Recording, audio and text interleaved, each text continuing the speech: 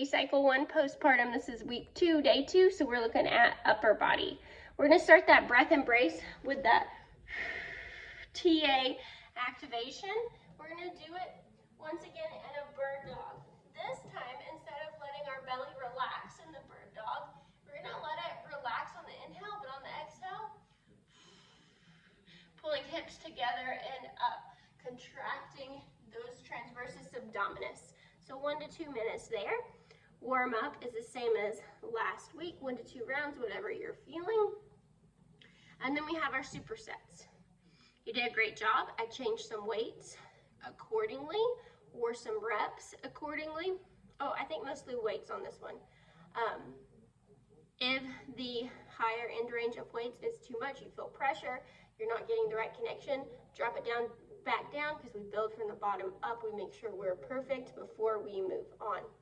I did change up the lateral banded ski. If you still can't find your band to do the banded ski, we can always do a diagonal lift with like a really light dumbbell, where we would go wide stance from one side to overhead, one side to overhead.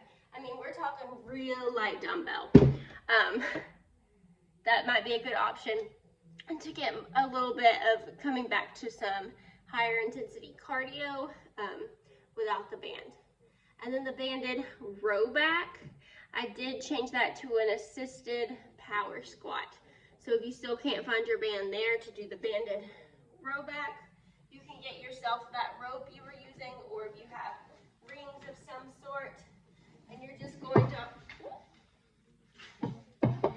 hold on to that assistance as you sort of, where can the camera see me? Okay, as you sort of squat to stand. It doesn't have to be deep below parallel. We can still be in this power position.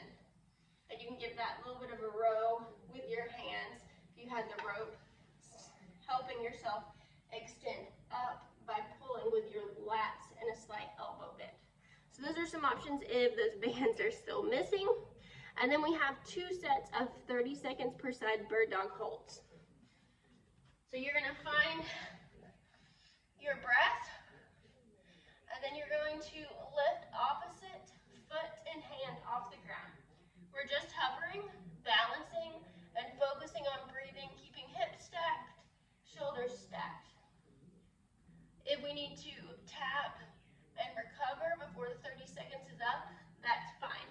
You might see that one side is harder than the other.